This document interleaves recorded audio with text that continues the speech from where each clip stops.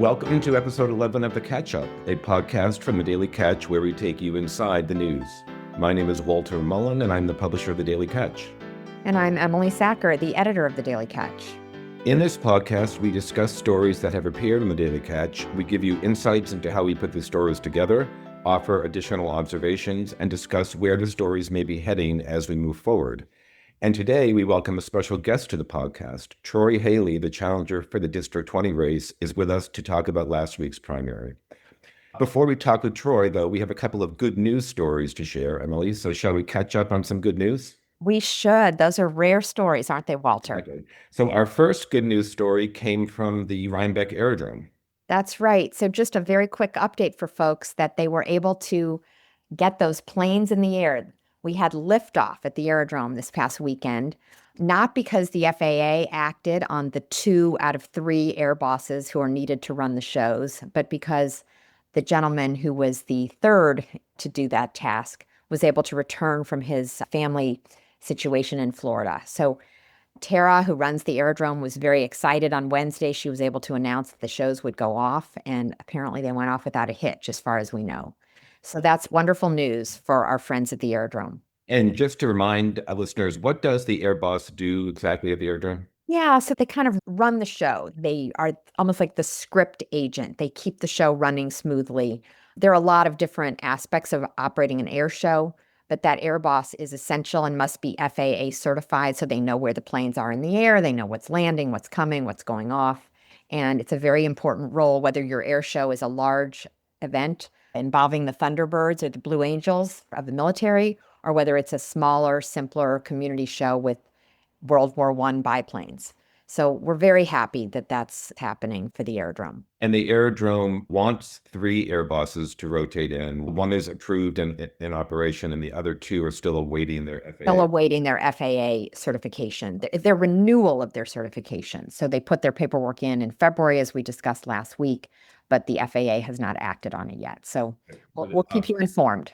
And the aerodrome is open for the foreseeable future. Yes, it is. And Tara told me last week that she's not exactly sure how the programming is going to lay out for the rest of the season, but they have every hope that things will play out as normal on Saturdays and Sundays.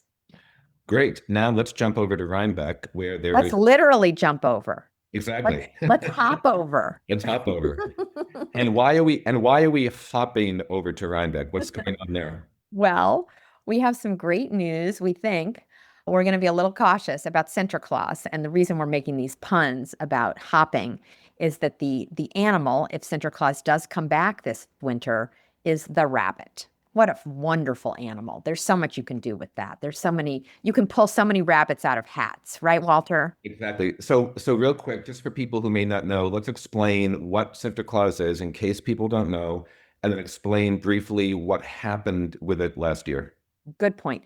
So Sinterklaas is a wonderful celebration. It takes place usually early in December. It involves these giant puppets that are, funnily enough, made here in Red Hook at Processional Arts Workshop out on Rokeby Road. So this is an entirely homegrown festival. It involves wonderful actors, the Pocket Lady. There's always a Sinterklaas, I should say.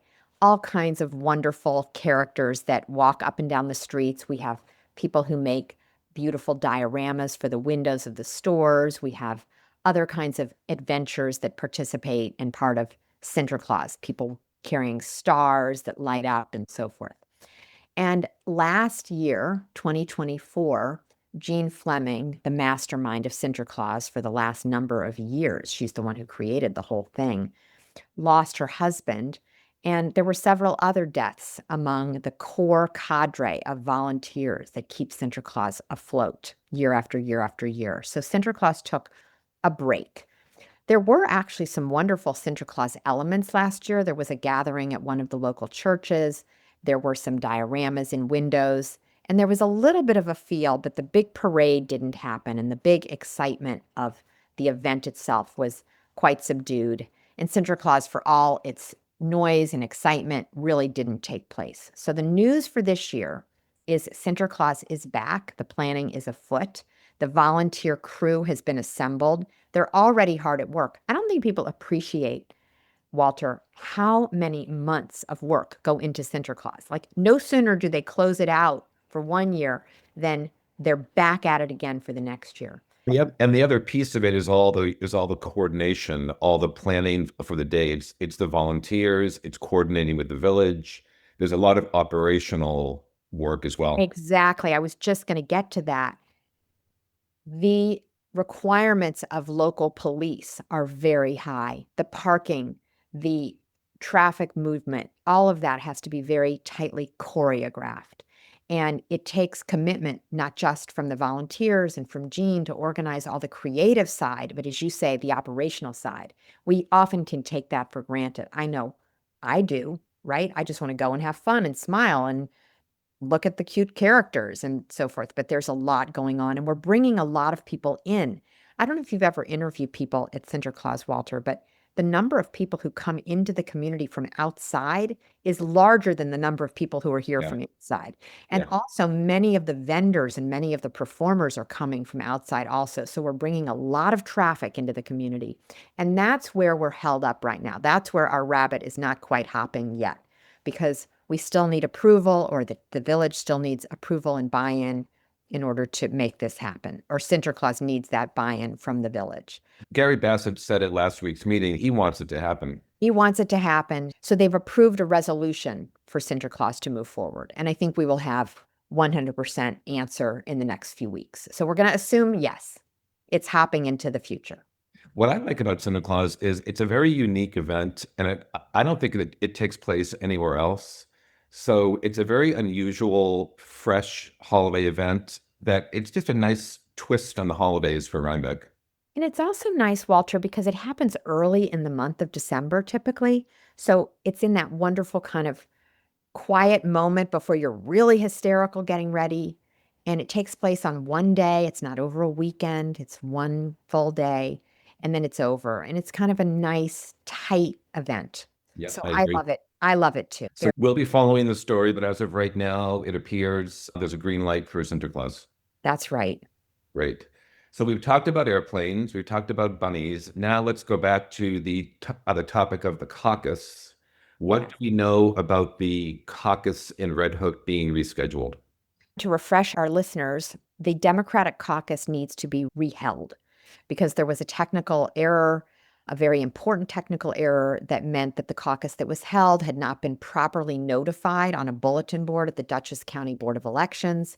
So now that new caucus will be held on Sunday, July 20th at the Red Hook High School auditorium. And the format will be very similar to the first caucus, but the amount of time allowed for voters to arrive will be extended just a bit. The caucus will start at 4:30 in the afternoon. The doors will close at 5:30 p.m., and then the voting and all of the procedures will take place thereafter. Those procedures will include nominations from the floor, as it were, seconds, and short speeches up to 3 minutes by each candidate. You must be a registered Democrat to attend and be part of this caucus. That doesn't mean you must be a Democrat to be nominated. So if, for example, Ken Migliarelli, who is an independent or has been an independent, seeks to be nominated, he can be so nominated from the floor. So it should be a very interesting time. It seems that the Democratic Committee in Red Hook is anticipating very high turnout. They've moved the venue from the Red Hook Community Center, where the first caucus took place in May, to this new, much larger venue that seats more than 600 people. So we'll be in for an interesting afternoon, and the Daily Catch will be there. And I'd like to propose that we send our photographer down to Poughkeepsie to get a picture of the bulletin board. We will do it. If you're saying we should do it, we will do it. That could be a great photo to have in our archives. And now I'm going to hand it off to Emily, who will give us a recap on the District 20 race and interview our special guest, Troy Haley. Off to you, Emily. Awesome. So Troy, welcome. You're our first special guest on the Catch Up. And I want to just preface this by saying we invited both Troy and Christopher Munn, the incumbent, to come on our show, the victor in the race. And only Troy said yes. So thank you, Troy, for honoring that request. Troy just is fresh off of his first political adventure. I'm going to call it that. We'll see if he calls it that. Challenging the incumbent Christopher Munn for the District 20 legislative race for the county legislature. And we should mention that this is not the district that covers all of Rhinebeck. It covers the northern swath of Rhinebeck and a large chunk of Red Hook, almost all of Red Hook, except for a little chunk of a jigsaw puzzle piece over on the eastern side.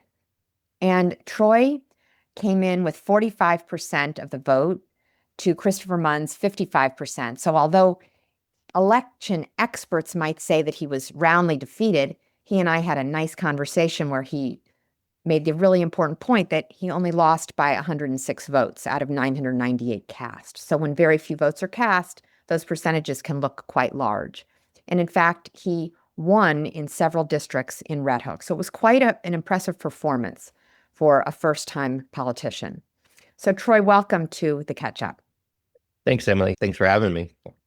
So tell us, Troy, just let us get started here. What inspired you to run and who inspired you to run? Who was behind this? We've heard some different names, but bring us up to date. So, yeah, I'm going to blame my wife for the start of this. She was asked to sign Chris Munn's petition, and she just didn't feel good about it. And she had a conversation with a few people, came back to me and said, hey, there might be an opportunity for you to run for county legislator. And we, honestly, we weren't super involved with local politics. I was more following the national line because of being in the military for 23 years. Anyways, one thing led to another. I said, okay, well, let's see if we can even get on the ballot. It required 200 and something signatures. So we went knocking on doors and we got 320 plus signatures in a matter of 2.5 weeks. And it was, during that time that you heard a lot of different people from all kinds of walks of life tell a story that they felt either they didn't know who Christopher Munn was or they felt like they weren't being listened to. So then, I started looking at, what I've always followed Pat Ryan, since he's been in politics. I mean, I kind of crossed paths during a military service, and I felt like now is the time for veterans to be involved in government. We know what leadership looks like. We're used to working with cross sections of America. And so combining the two, I felt it was important that I at least give it a try and see what happens. But it was a combination of my wife giving me the prod and the inspiration that I found in Pat Ryan and what veterans could do. I follow an organization called Vote Vets, which is a Democrat organization of, and I kind of am tired of this movement taking ownership of military service members under one genre of party, and that's not what military service is about. So I felt inspired by both of those things. Okay, that's awesome. So how do you feel about the election result? Of course, the election wasn't even a week ago. You've had 6 days, and as I said, you came close in many ways, but you didn't win. So how do you feel about the way things turned out? So it's hard to say that you feel great when you didn't win, but we feel great. We've only been in this for 12 weeks. So in a matter of 12 weeks against all kinds of opposition, against an apparatus that's not built for newcomers, we came in and figured out how to start a campaign, how to do campaign finance, how to go reach constituents. We knocked on 1,400 doors in both Rhinebeck and Red Hook and Tivoli. We got to talk to hundreds and hundreds of constituents. And, we accomplished all of the goals that we set out to do, with the exception of winning. And we came very close to doing that. And we felt with more time and more opportunity to get our message out, we felt like it would have resonated even further. Thanks, Troy. So what were some of the goals that you set other than winning? Well, we wanted to hold, Chris accountable, particularly after the petition phase when we had a lot of feedback that wasn't positive. And so we wanted to make Chris a better candidate by running and pushing the issue ahead of the November elections. We felt we've done that. We didn't want to embarrass ourselves. We felt we did that. And we wanted to also get a positive message out. And, 446 people voted for that message, and we felt if we had more time that we would have gotten more. So those are things that we were able to do. We were able to run an authentic campaign and be authentic to who and what we were and are. And I feel very proud of the team of people that helped me do that. That's awesome. That's great. You just mentioned that you knocked on 1,400 doors. That's a statistic I had not heard. Tell us, Troy, what did you hear? What were some of the key themes that you heard as you were knocking on doors? So there were, two aspects. There's people that definitely were in Christopher Munn's camp, and some of those people we were not going to be able to convince. But there was also a lot of people that either didn't know who he was or felt like they were not being represented and represented well. And, I don't want to get into, we all know the issues they had with the theater and all that.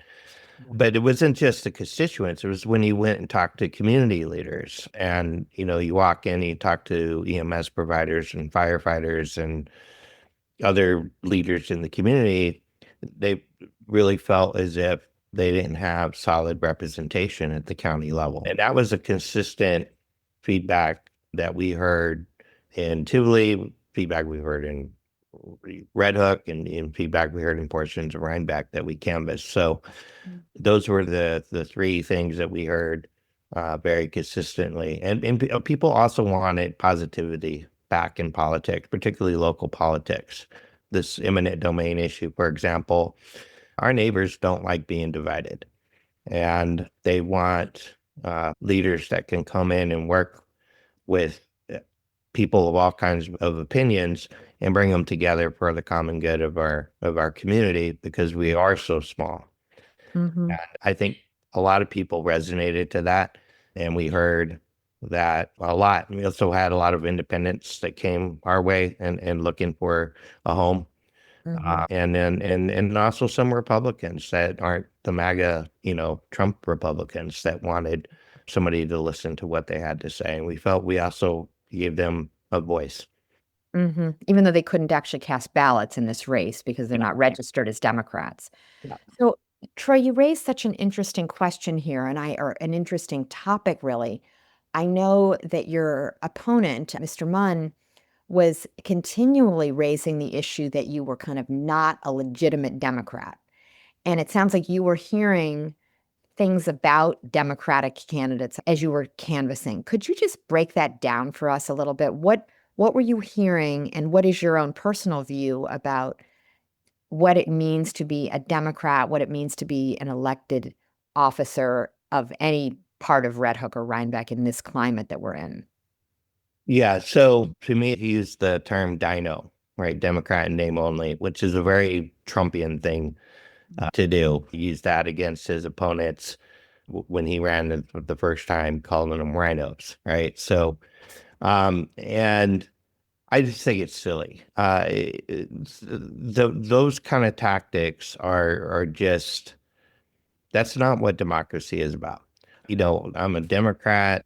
Was I a lifelong Democrat? No, but people change as they get older, or their exposure to things happen. I've traveled to 60 plus countries around the world, and I've seen all kinds of cultures and people from all kinds of walks of life. And, a long time ago, the Republican Party left what I believed was right, and they haven't came back remotely closer. We've gone even further away. And I found a home being a Democrat because I believe in people's rights. I believe in equal rights. I believe in LGBTQ rights. I have a daughter. I want her to be able to grow and be anything and everything that she wants to be in her life.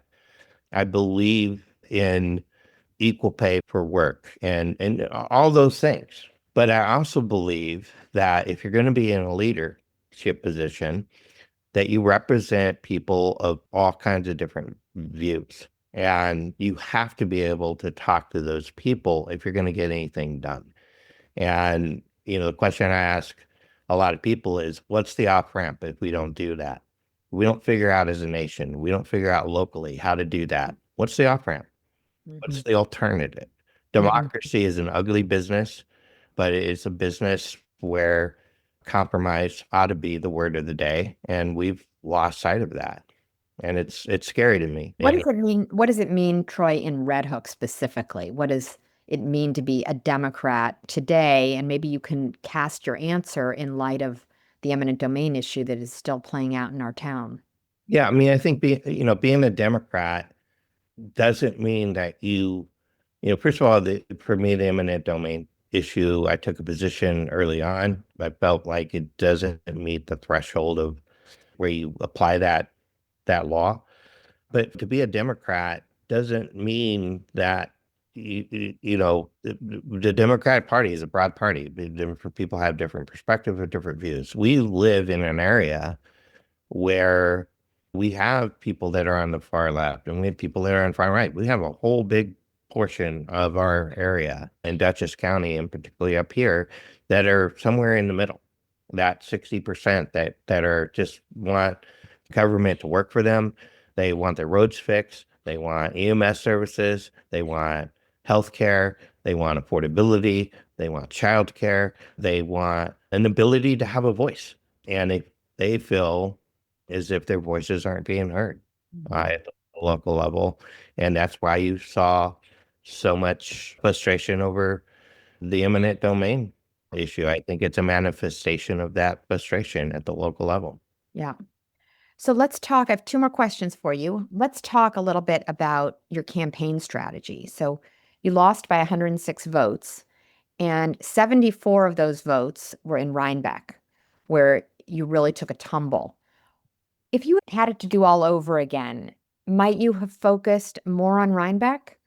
Or why do you think that was a struggle down there? Well, yeah. So we did focus on Rhinebeck. We focused on Rhinebeck. We focused on Tivoli. We focused on Red Hook. What we didn't know is there is a machine in embedded politics. I mean, Christopher Mullins been in the Democratic Party for 20 years. You saw all his endorsements that he put on his cards. And some of that embeddedness came out of Rhinebeck. And honestly, there was the dirty side of politics where if I say things, even if they're not true, make him defend it. And we felt like there was a significant amount of that was played in Rhinebeck. And unfortunately, 13% of the voters, when 70% went to Mullin in that area. And that's not a coincidence that there were some individuals in that area that were running a whisper campaign that, again, I'm not Democrat enough, or I'm not LGBTQ friendly. I mean, I've shared with you some of the Facebook posts and messages that came out. It resonated with enough people, and they got them to the polls. Mm-hmm. So it's a lesson learned for us. Yeah. Anything else that you can tell us about the machine, as you're calling it, that made it hard for you to run, hard for you to win? Yeah, I mean, the Democratic Party, I think, needs primaries.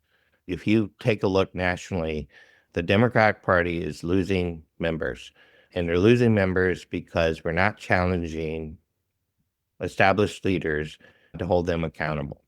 And primaries are a good way to bring in people with new vision, new purpose, new energy, and new ideas.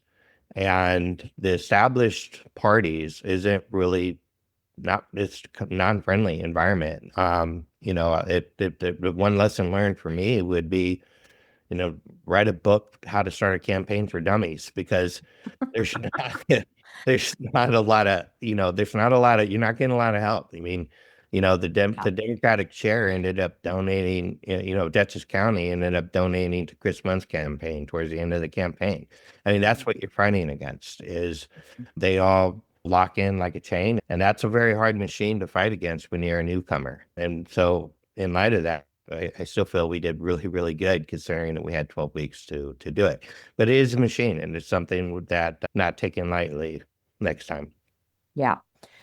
So, Troy, on election night, you were kind enough to give an interview to the Daily Catch at 10:17 p.m. We thank you so much for that. We want our listeners to know we don't go to sleep till our candidates are in bed or close to it. You told us that we would be hearing more from you. Tell us what that looks like. What's next?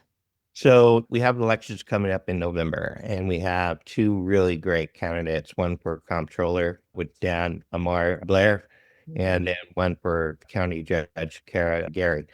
And I've had opportunities to meet both of them on multiple times. Dan is no nonsense. If there's one guy that's going to manage the finances of the county as comptroller, Dan is it. You only have to talk to him for 5 minutes to understand that he knows the job and he knows how to do it. And he's already in the job and he's doing it well. He's going to have a very tough campaign in Dutchess County. We feel like we've had lesson learned that we can help and go out and help him out. And the same thing with Kara. We need people with good hearts who are authentic. And I feel like these two candidates are ready to get on board to help them in November. So you're talking about, for now, focusing on the fall election campaigns. Yeah. Okay, fantastic. And do you want to say anything about why you think the race that Dan is up against is going to be so challenging?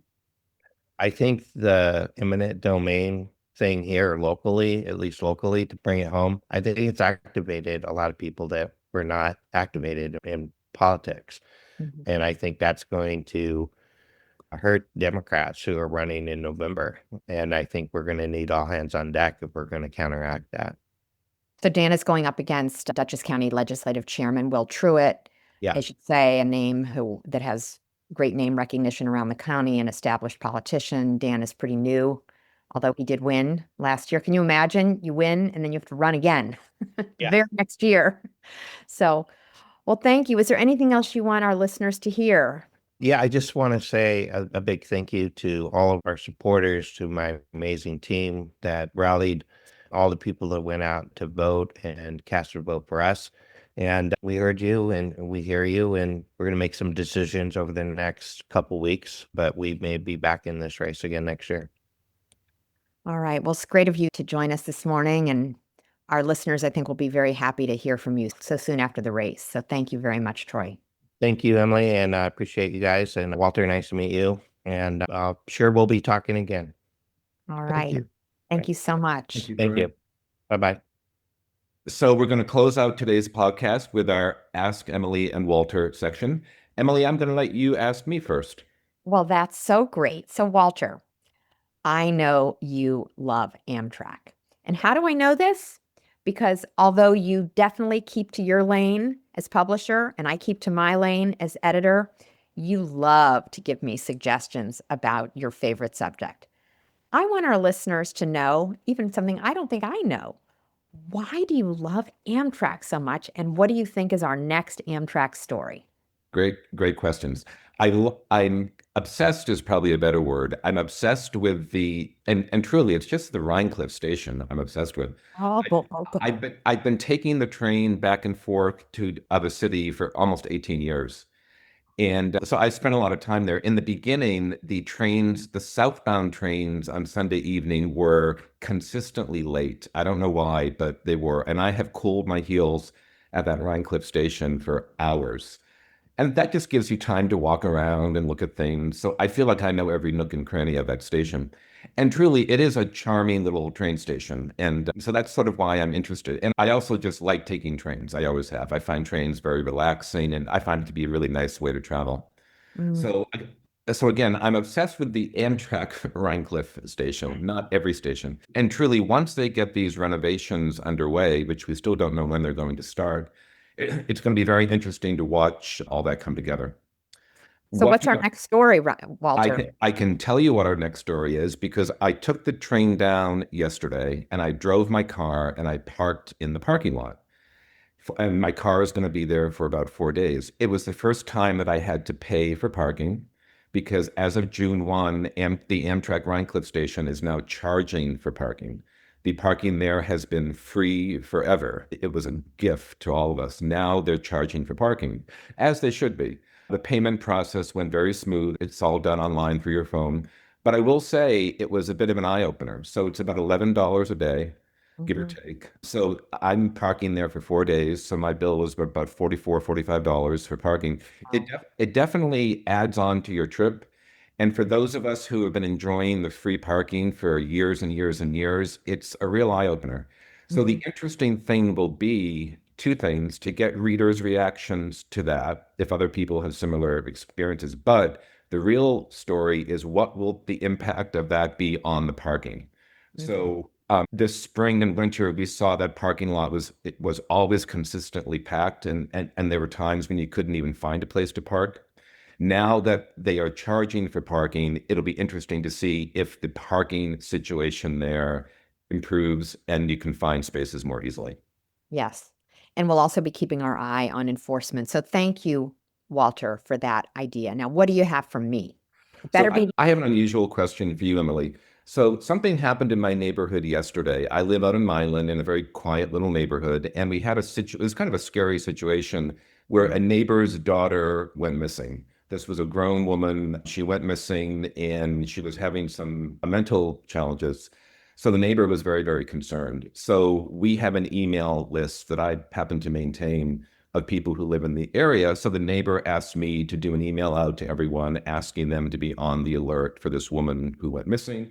She simultaneously called the police, and there were search dogs and drones, and they were looking for her. The good news is the situation ended well. The woman was found later last night and was taken to the hospital. So the situation ended well. But here's the question I have for you, Emily. Something like that's a very small little neighborhood story. It was a bit of a crisis. It was a lowercase c crisis for our little neighborhood. But when would a story like that become bigger? And when would a story like that become something the Daily Catch might then pick up? That's such a good question. And these kinds of sort of quasi law enforcement stories weigh on me personally, and I think weigh on our editorial judgment at times. A really good example of a story of a lost individual that we covered was a dog last year that got lost. I believe the dog was blind and very old, and the family tried to find the dog on Facebook and then asked the Daily Catch if we would get involved, and I couldn't have been more interested in that because there's nothing worse than having a dog lost and knowing how vulnerable an animal is to the wiles of the great outdoors. I think people stories, people being lost are a complicated can of worms. In this case, it sounds like a family member was aware, and law enforcement is in a much better position to identify and locate a person than the Daily Catch is, right? That said, I think we take very seriously our role in helping our community in many, many ways. And if we could be helpful, we absolutely would be. And I think that's a different standard, perhaps, than you might see at a large metropolitan daily newspaper. But we are a small, hyperlocal community paper where we know that our access to the public is quite strong. We have 14,000 readers, and in a community of about 20,000 people, that's pretty strong penetration, right?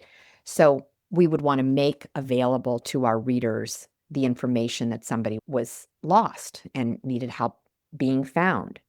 So I hope that answers your question. I hope that's the correct answer that our listeners would want to hear from us. It does. And those were some of the same questions I was going through in my mind yesterday. How much do you want to alert people?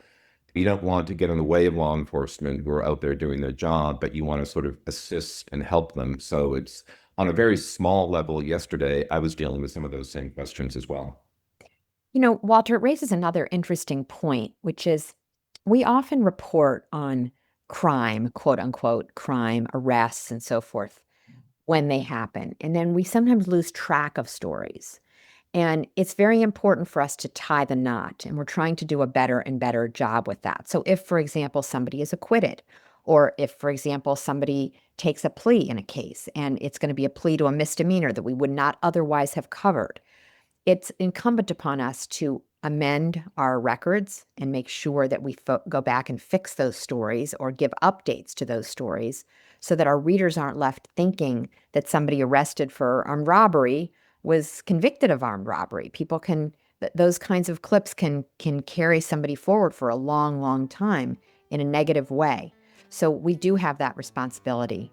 It's a good point. So this concludes our episode of The Catch Up. We'd like to invite listeners to send in their questions for Emily and me, and you can email them to me, Walter@thedailycatch.org, and we will answer them in one of our future podcasts. A big thank you to Matty Rosenberg and Jen Hammoud at Radio Free Rhinecilff for their help in producing today's episode. And as always, Emily, pleasure catching up with you. You too, Walter. Talk to you soon.